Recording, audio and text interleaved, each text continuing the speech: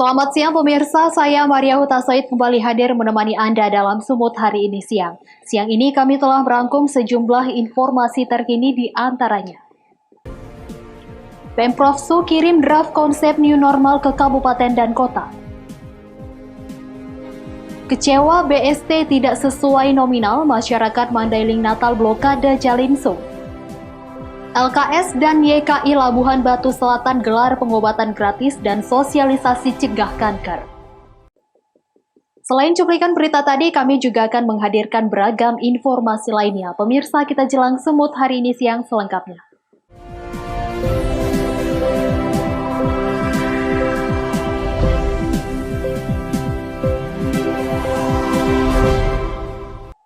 Pemirsa, Pemprov Su telah melayangkan draft konsep new normal kepada 33 daerah se-Sumatera Utara. Draft tersebut nantinya dibahas di masing-masing daerah dan dikembalikan ke pemerintah provinsi paling lambat 20 Juni. Setelah dibahas di tingkat provinsi, draft akan dikirimkan ke pemerintah pusat. Edi Rahmayadi dalam keterangannya usai menghadiri rapat paripurna menyampaikan hasil pemeriksaan BPK di gedung DPRD Sumut.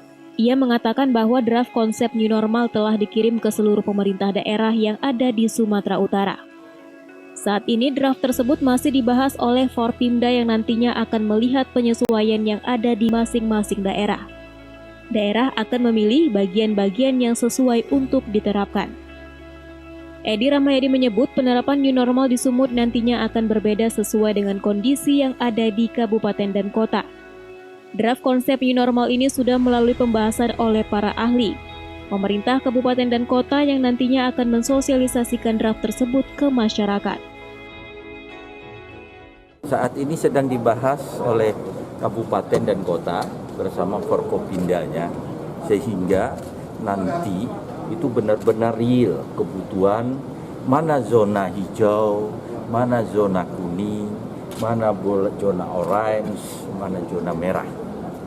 Sehingga ini benar-benar bisa dilaksanakan normal baru ini.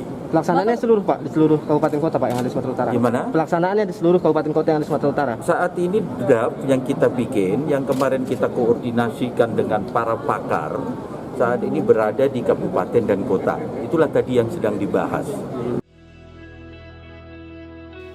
Adapun dalam draft new normal itu akan lebih difokuskan pada bidang kesehatan, ekonomi, dan pendidikan. Untuk implementasi sendiri, new normal akan lebih meningkatkan kesadaran untuk tetap menjaga dan mempersempit penyebarluasan corona dengan aturan yang lebih ketat lagi. Sehingga diharapkan sektor ekonomi dapat kembali berjalan tanpa dampak buruk bagi kesehatan. Daniel Pekuali melaporkan untuk Eva Rina TV. Sementara itu, Gubernur Sumatera Utara melakukan inspeksi mendadak di pusat perbelanjaan Kota Medan. Hasil sidak tersebut dilakukan untuk memastikan protokol kesehatan telah diterapkan di pusat-pusat perbelanjaan dan sebagai acuan dalam persiapan menuju normal baru. Gubernur bersama jajaran Forkompimda Sumatera Utara melakukan inspeksi mendadak di 2 pusat perbelanjaan di Medan. Sidak tersebut dilakukan untuk memastikan protokol kesehatan telah diterapkan di pusat-pusat perbelanjaan. Dalam sidak tersebut, Gubernur Edi membawa serta Kapolda Sumut dan Panglima Kodam 1 Bukit Barisan serta pejabat lain. Melihat masalah COVID-19 belum terselesaikan, pemerintah terpaksa mengambil langkah penyelamatan sektor ekonomi. Salah satu langkah yang ditempuh adalah mengizinkan pusat perbelanjaan beroperasi dengan syarat harus memperketat protokol kesehatan. Hal itu dimaksudkan untuk meminimalisir kerugian pusat perbelanjaan selama masa pandemi COVID-19.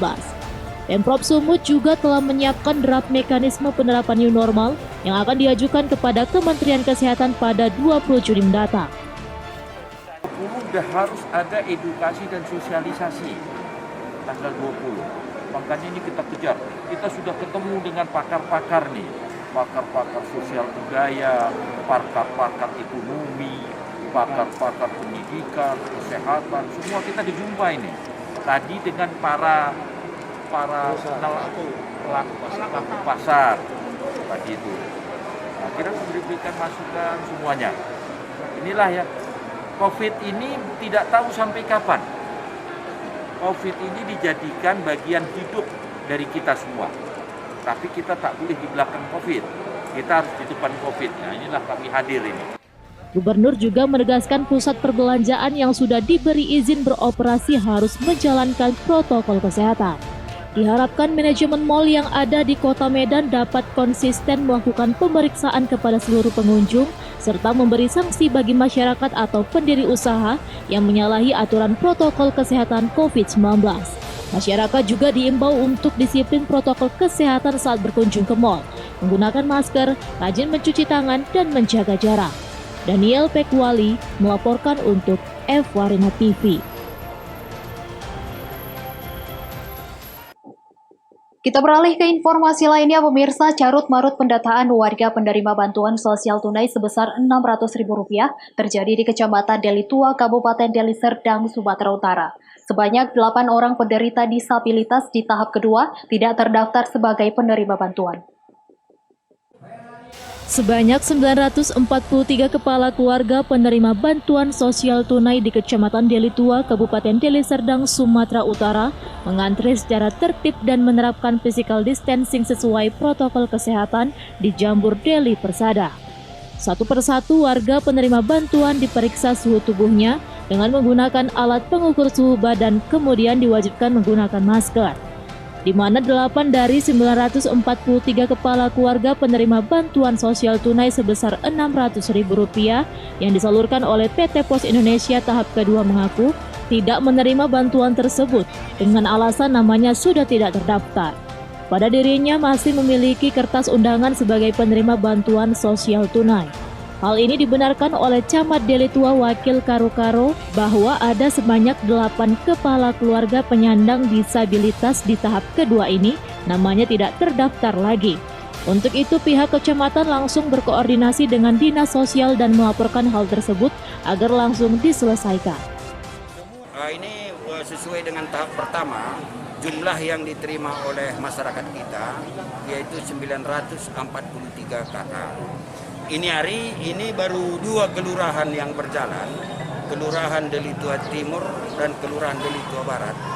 Ini ada kendala di tahap kedua ini, ada 8 orang yang nggak mendapat karena nggak ada namanya. Dan ini nanti kita pertanyakan ke Dinas Sosial Kabupaten Deli Serdang agar diteruskan Kemensos. Haryono, warga penyandang disabilitas ini sudah menanyakan ke petugas pos yang membagikan BST, namun namanya sudah tidak terdaftar lagi sebagai penerima bantuan. Dirinya sangat kecewa atas penyaluran bantuan sosial yang tidak merata. Di masa pandemi COVID-19, bantuan tersebut sangat bermanfaat untuk ia pergunakan di kehidupan sehari-hari. Wahyu Pratama melaporkan untuk F-Warina TV. Kecewa BST tidak sesuai nominal, masyarakat Mandailing Natal blokade Jalinsum. Beritanya akan hadir sesaat lagi.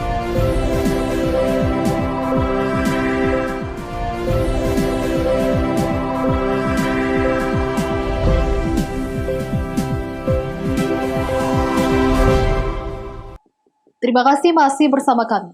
Akibat kecewa terhadap pembagian bantuan sosial tunai dana desa, warga desa Hutapuli, Kecamatan Siabu, Mandailing Natal, Sumatera Utara, memblokade jalan lintas Sumatera selama 5 jam. Masyarakat menuntut untuk kepala desa diberhentikan.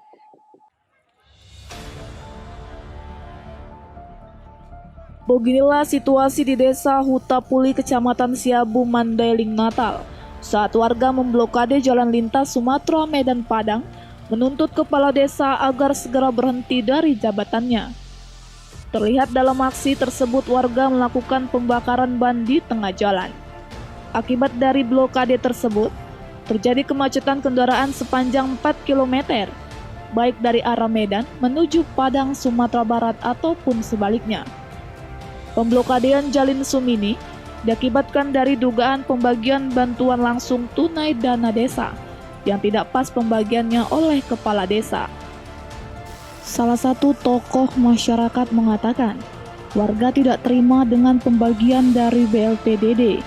Pasalnya masyarakat hanya menerima Rp300.000 dan ada juga yang menerima Rp50.000 per kepala keluarga.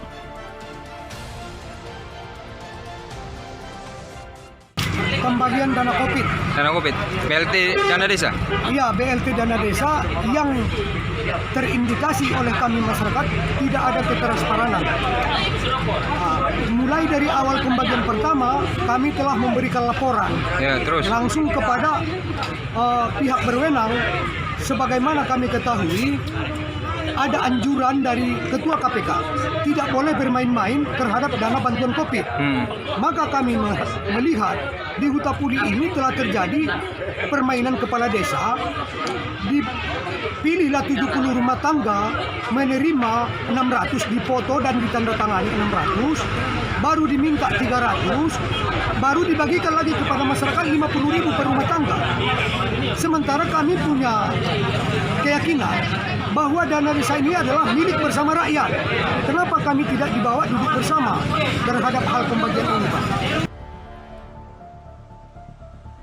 Setelah melakukan musyawarah masyarakat dengan kepala desa, bersama pemerintah kabupaten dan juga muspika kecamatan, akhirnya kepala desa Hutapuli menyatakan pengunduran diri dari jabatannya.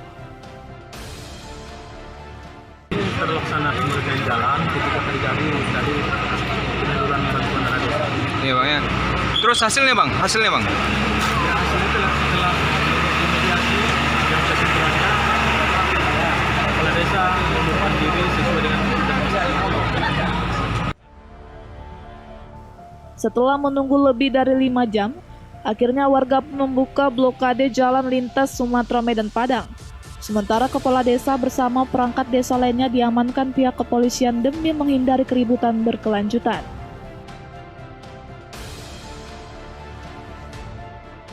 Hendra Rangkuti melaporkan untuk Evarina TV.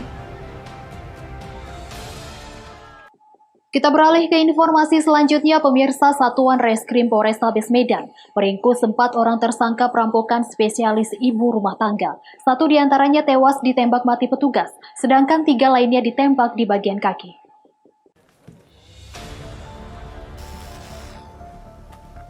Keempat tersangka masing-masing berinisial S, warga Jalan Benteng, ES, warga Jalan Kelambir 5, Tanah Garapan, GP, warga Binjai, sedangkan tersangka yang meninggal dunia berinisial APS alias L, warga Kelambir 5, Kabupaten Deli Serdang. Para pelaku melakukan aksi perampokan di wilayah Medan Baru dan wilayah Medan lainnya. Penangkapan para pelaku perampokan ini berawal dari penyelidikan terhadap aksi perampokan yang dilakukan para tersangka dan terekam kamera CCTV pada Selasa pekan lalu. Menurut Kompol Martuasa Tobing, Kasat Reskrim Polrestabes Medan, keempat tersangka ditangkap di tempat persembunyian mereka di kawasan Sunggal. Keempatnya terpaksa ditembak karena memberikan perlawanan dan berusaha menyerang petugas. Seorang tersangka berinisial APS yang merupakan pimpinan kelompok perampok ini tewas. Sedangkan tersangka GP masih dirawat di Rumah Sakit Bayangkara karena peluru menembus kedua kakinya. Berdasarkan catatan kepolisian, keempat tersangka merupakan residivis. Bahkan tersangka APS alias L baru saja keluar dari penjara karena mendapat asimilasi. Apa yang dilakukan oleh Satreskrim Polrestabes Medan merupakan tindakan tegas tersebut karena memang pelaku berusaha menyerang petugas, di mana salah satu anggota kami saat itu ketika hendak pengembangan berusaha dilukai oleh pelaku atas nama APS dan kemudian tersangka terpaksa dilakukan tindakan tegas tersebut.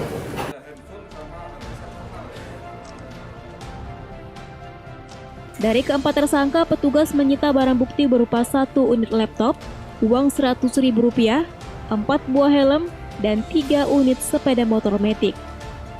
Wahyu Pratama melaporkan untuk Evarina TV. Pemirsa, motif peristiwa pembunuhan istri yang dilakukan oleh suaminya sendiri di Desa Seilama Asahan pada 27 Mei 2020 lalu akhirnya terungkap. Tersangka mengaku nekat menghabisi nyawa sang istri karena menolak berhubungan intim.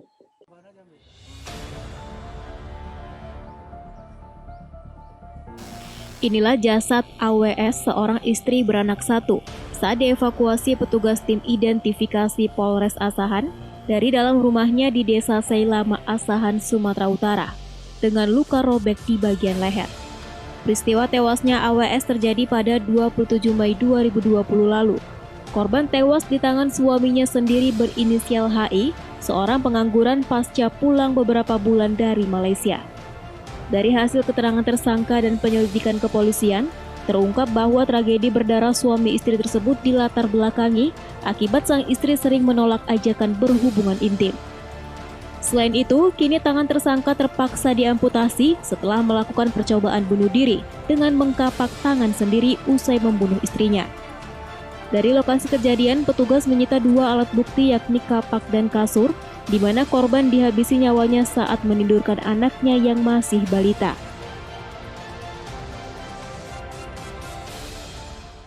Jadi modus operandi ini karena pelaku sebagai suami ini sakit hati kepada istrinya, yang mana setiap meminta hubungan badan, istrinya menolak.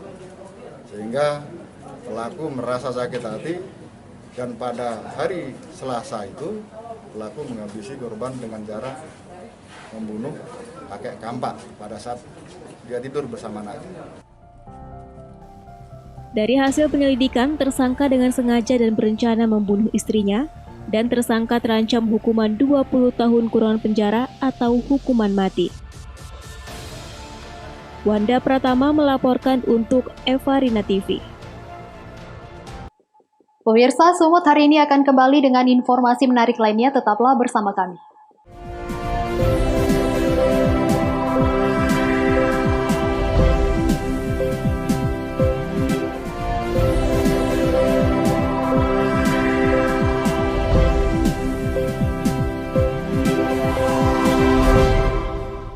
Terima kasih masih bersama kami.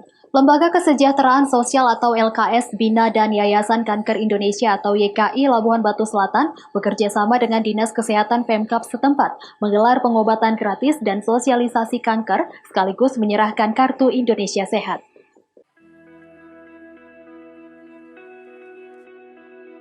Lembaga Kesejahteraan Sosial atau LKS Bina Labuhan Batu Selatan tak letih untuk terus berbuat kebaikan di tengah masyarakat.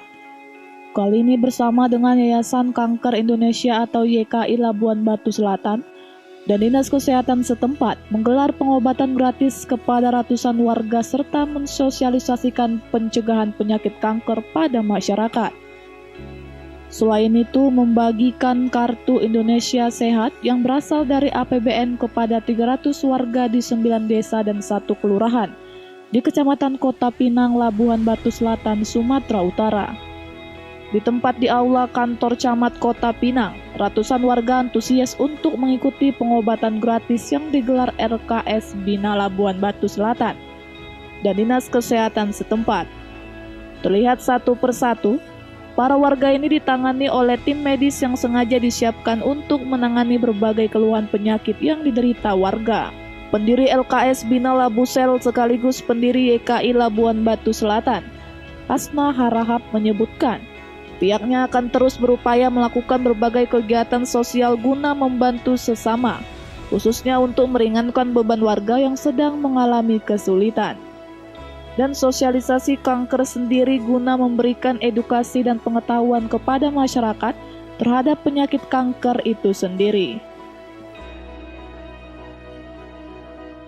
Kami dari Lembaga Kesejahteraan Sosial yang pertama tadi pagi sudah melaksanakan pengobatan gratis massal kepada masyarakat kita yang ada di Kecamatan Kota Pinang ini, jadi kurang 250 orang.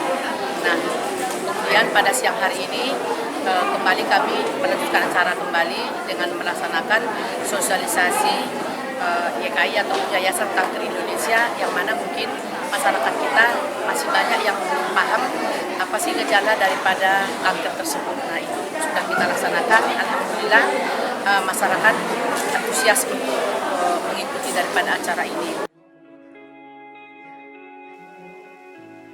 Pada kesempatan tersebut, Hasna pun berterima kasih kepada seluruh pengurus LKS Bina Labuhan Batu Selatan yang terus bersedia berbagi untuk meringankan beban masyarakat. dan kepada pengurus YKI Labuan Batu Selatan yang memberikan edukasi sehingga meningkatkan kepedulian masyarakat dalam pencegahan kanker. Ucok Sitorus melaporkan untuk Evarina TV. Pemirsa, Dinas Kependudukan dan Catatan Sipil Kabupaten Simalungun telah menunjukkan 10 zonasi kecamatan untuk melakukan perekaman KTP elektronik. Langkah ini dilakukan untuk memudahkan pelayanan masyarakat di tengah pandemi COVID-19 di masa memasuki penerapan normal baru.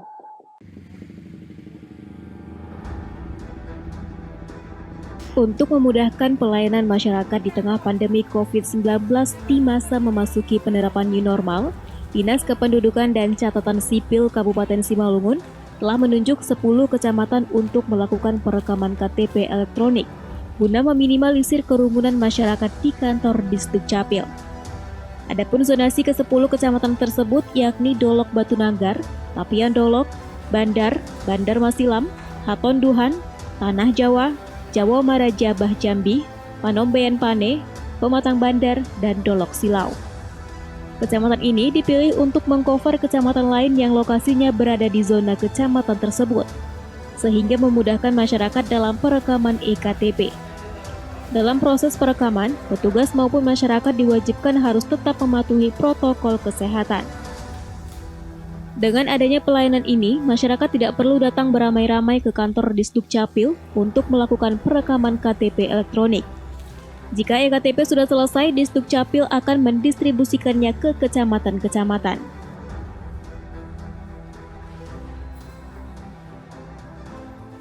Kalau kita bicara fenomena COVID-19, maka kan cara mengatasinya memutus mata rantai penularan corona itu dengan meminimalisir, memperkecil mobilisasi atau pergerakan warga. Lalu kita mengantisipasi warga kita kan dari 32 kecamatan itu sungguh jauh letak geografisnya. Nah, untuk membatasi mereka tidak semua datang ke Capil, maka sesuai dengan instruksi pimpinan kita Pak Bupati melalui Pak Sekda, maka kita tetapkan ada 10 destinasi atau zonasi perekaman yang ditambah dengan Capil. Itu daerah-daerah agar bisa mengcover kecamatan-kecamatan yang jauh.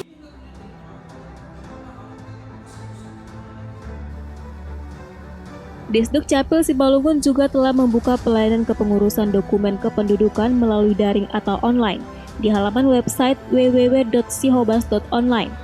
Dan untuk layanan informasi, masyarakat bisa membuka di laman Facebook Dinas Kependudukan dan Pencatatan Sipil Kabupaten Simalungun. Dosi Simarmata melaporkan untuk Evarina TV. Pemirsa, informasi tadi sekaligus mengakhiri pertemuan kita dalam Sumut hari ini siang. Saya Maria Hutasoid mewakili kerabat kerja yang bertugas pamit undur diri dari hadapan Anda. Terima kasih, sampai jumpa.